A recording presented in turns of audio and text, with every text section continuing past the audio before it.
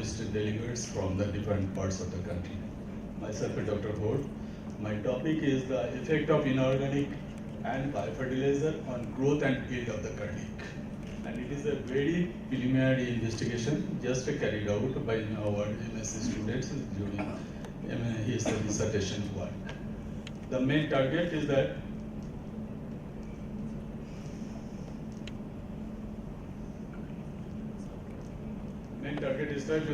to reduce the doses of the inorganic fertilizers with the biofertilizers.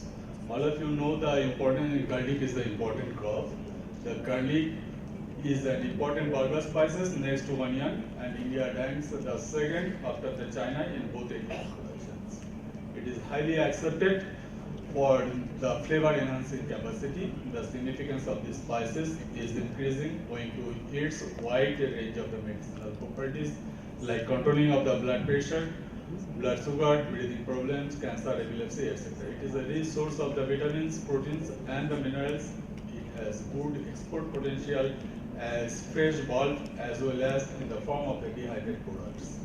It is a resource of the highly bioavailable selenium, which is thought to account for the garlic antioxidant and cancer preventive effect. Garlic possesses insecticidal, repellent, and antifungal, antibacterial properties. Now, what is the background for undertaking such type of the investigation? Plant nutrition is one of the key factors enhancing the growth and yield of the crop plants. Consistent and indiscriminate use of the chemical fertilizer has caused the serious damage to the soil and the ecology. Global awareness of the health and environment issues have been growing up, and sustainability has become the key word in the discussions and the economic development.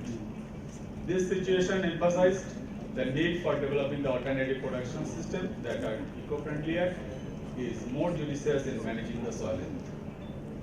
Now the biofertilizer.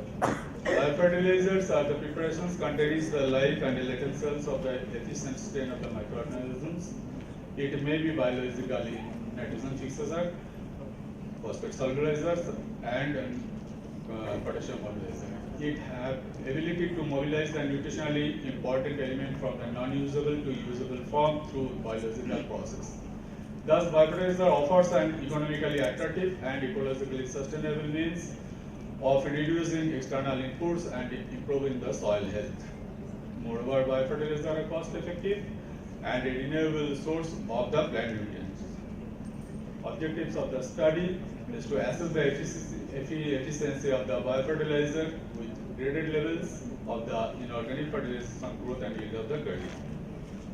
This is the methodology. Now we are presenting that is the experimental site is that we are conducting this experiment at our horticulture research stations situated at the Mandori, Midhanchal Krishi Vishwavidyalaya. It is in the West Bengal. Soil types is the loamy soil, pH is the 6.6 around. Growing seasons is the Rabi seasons. And cultivar we are using the Korki, is the local cultivars. Number of treatments is the 30, and it is designed in the RBD. Spacing is the 20 cm by 15 cm. Number of plants per plot it is the 100, and time of planting and the time of harvesting is the middle of October and end of March respectively.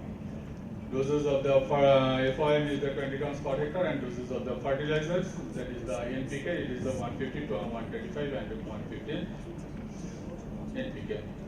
This is the treatment details.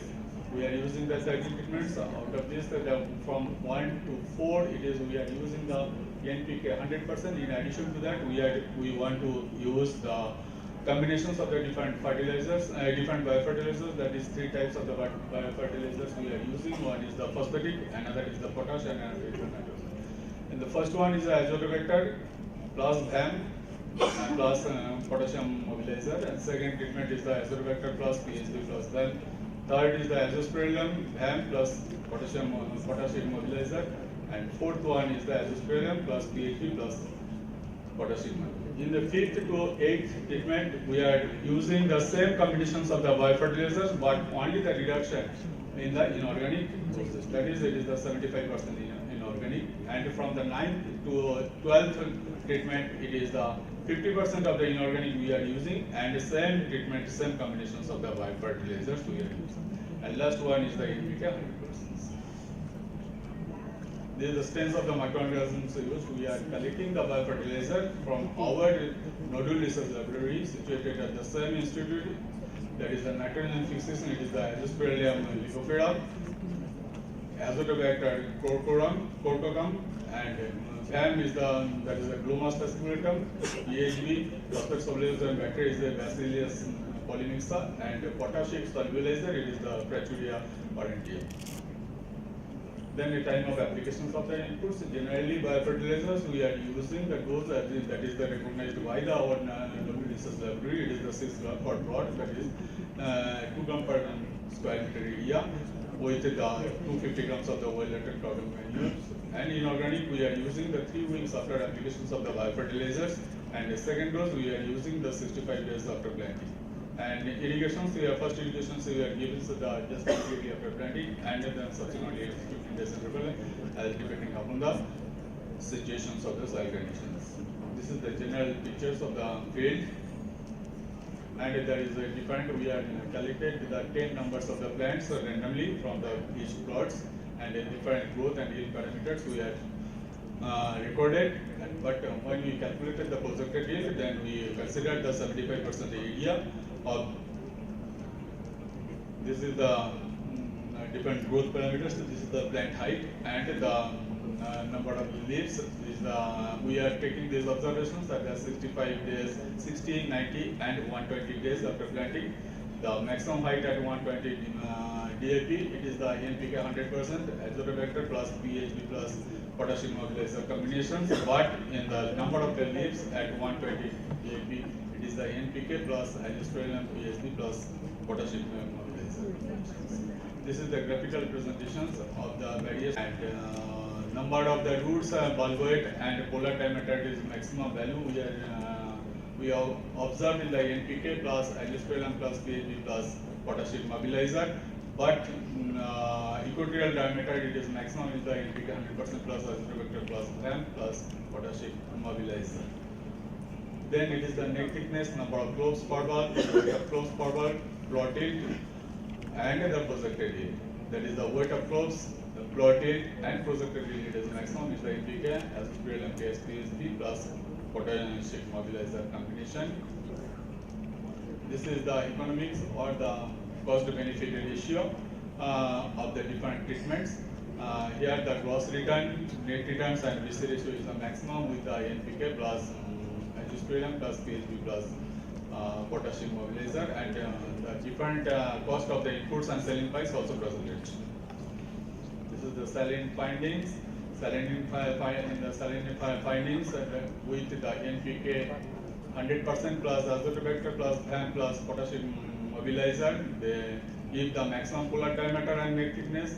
But NPK 100%, Azospirillum plus FAM plus potassium mobilizer, they give the number of cloves maximum per bulb. NPK 100%, Azotobacter plus PHB plus potassium mobilizer, they give the maximum plant height and root length. But NPK 100%, Azospirillum plus PHB plus potassium mobilizer, they give the maximum number of the leaves, number of roots, bulboid, equatorial diameter, clove weight, plot yield, and projected yield, and the VCU. And this treatment will give the best treatment, followed by the NPK 100%, Azotobacter plus PHB plus potassium mobilizer is the second best treatment. And this is the vegetative growth at the 90 DAP and the 120 DAP. And this is the bulk under the different treatments. Conclusion from the both yield maximization and VC point of benefit cost point of view, the most effective treatment here was the NPK 100%, Azospirillum plus PHB plus potassium mobilizer, followed by NPK 100%, Azotobacter plus PHB plus potassium mobilizer. The favorable effect of the biofertilizer over the recommended dose of the NPK was observed. The results also indicate that there is a chance of the reductions of the 25% in organic fertilizer through the applications of the